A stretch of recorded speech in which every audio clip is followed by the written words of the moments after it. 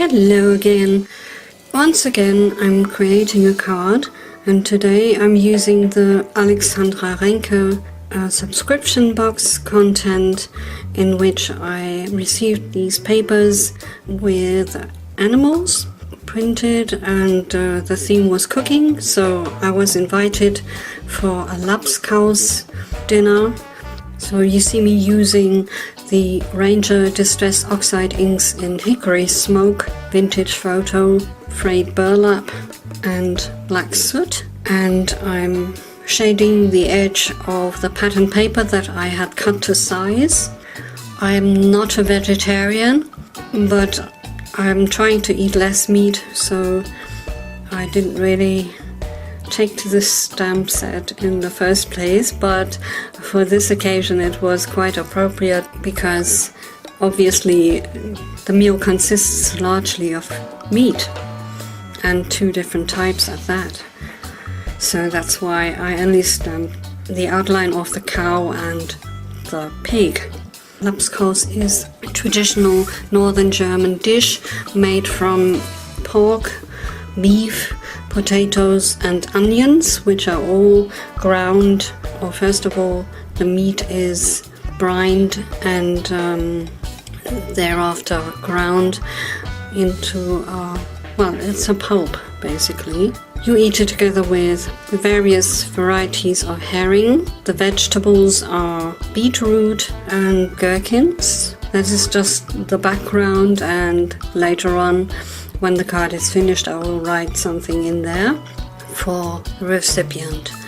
And here I'm stamping all the outlines, and then the inside stamp that marks the cuts of the different types of meat, using the same inks to stamp the inside of the card.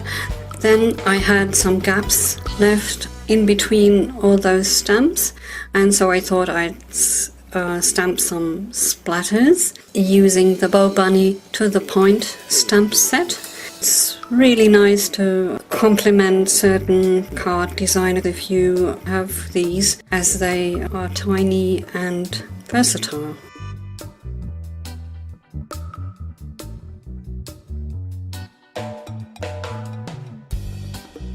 So you see me here sticking the adhesive to the back of the card, and then I'm lining the card up with the back and also adhering the pattern paper to the card, the tape.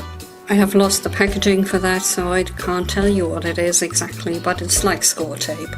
As usual, I take off just a little and fold back the ends so that I can adjust the positioning of the paper and then pull off the backing paper as I go along.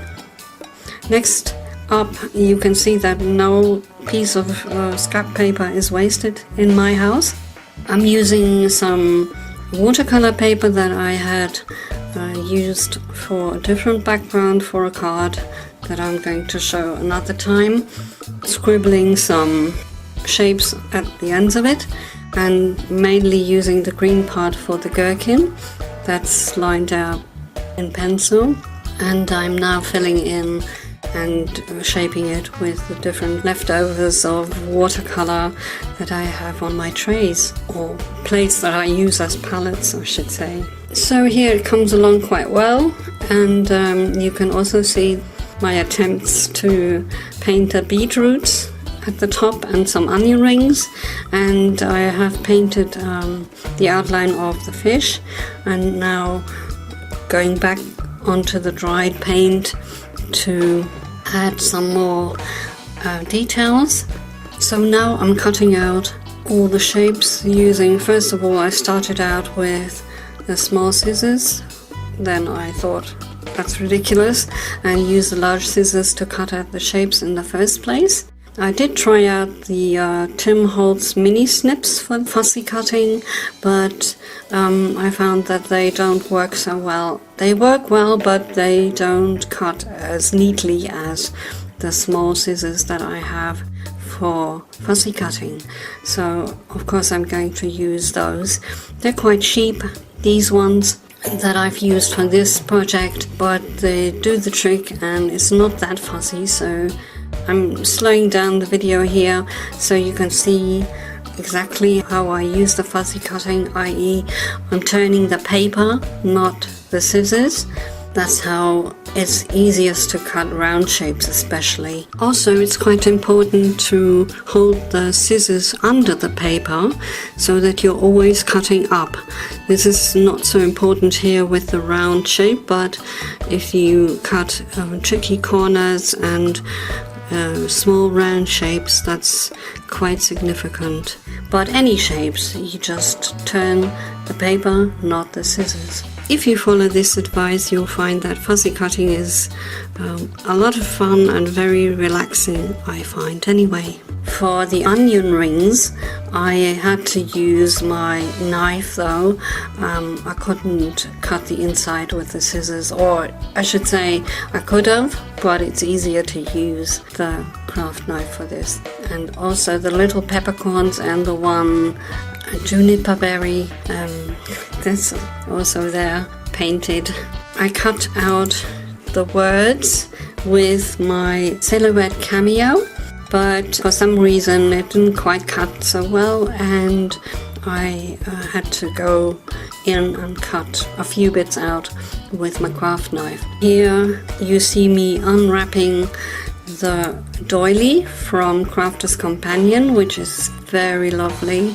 It's called Vintage Tea Party, Vintage Doily. I'm not quite sure what the name of this is right now, but those are the labels printed on the front. And here we go, unpacking it. And well, first of all I cut it out of vellum, but later I decided to use the silver vellum, which is what you see here. So I'm getting out my Sizzix Fold-Away, which is a wonderful machine. It's so versatile and easy to pack away. I always like to put the material up so the cutting is actually visible from the outside when you pulling the plates through, so you can actually see if everything's cut well. Even though it's quite intricate, the cut came out perfectly. Just had a bit of trouble getting it out of the die, but eventually succeeded. And I used a Sizzix weeding brush, I think it's called, I'm not quite sure, to remove all the little bits and pieces out of the die, and even out of the doily that still had some bits in it. So now here I'm contemplating which one to use, the see-through or the silver one, which is also a little see-through, but you cannot really see what's underneath the little doily. And now I'm gluing all the little word bits onto each other. I made 3 cuts of the same word. The word came out in 3 parts. So here I'm using the tip from Corin Whiskman, who's a very popular YouTuber and card maker, and she says she got fed up with metal fine tip and started using a syringe, and I thought that's a great idea. I still had some syringes and also some fine tips which I bought at one time for paint actually. Yeah, so I use that now to do detailed gluing like this, because it's very easy to get the glue out of the syringe using this method, the way I'm holding it as well. So here you see me contemplating how to assemble the cluster, and gluing it together mostly with double-sided tape, and also using the multimedia mat that's in my syringe. In between I'm letting the little cluster rest and also gluing down the doily, putting a stamping block on those so that the glue can dry. Obviously the glue didn't dry on the doily, or it didn't work somehow, so I stuck it down with more tape and also some more glue and left it there to dry properly. Oh, and adding the peppercorns and juniper berry. nearly forgot about those. My original idea was to use the paper as it was, but it didn't stand out too much, so I decided I should also color it in the way that I colored the inside. And so I used the colors Black Soot and Vintage Photo to color the letters. But when it actually was on the card, I thought it's still not enough. And then I went over it with silver paint from my Schminke Horadam watercolor paint. I know it's a bit ridiculous to use paints that are artist quality for card making, but that's what I have, and so I might as well use it. And then I thought, hey, I still have this diamond glaze from Judykins in my stash that I have not used in a long time. And so I put that on the gherkin and the herring. Yeah, I thought it was a good look.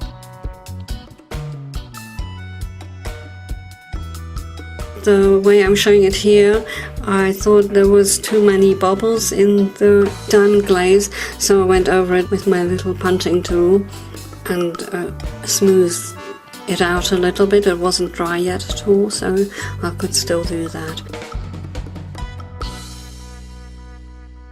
And here I'm showing you the inside again with all the stamping. It's not very visible, but that's the idea. It was just to be a background for my text that I would write inside. So this is it. That's the whole card. I'll show some photos at the end, some close-ups, and I hope you liked the video.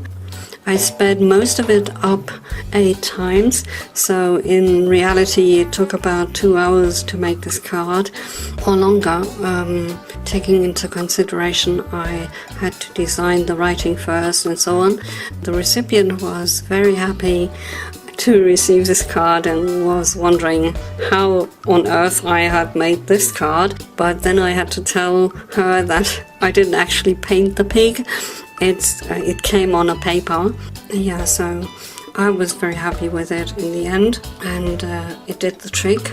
So thank you for watching my video. I hope you found it interesting and learned something. If you liked it, please click like, and I would love for you to follow me.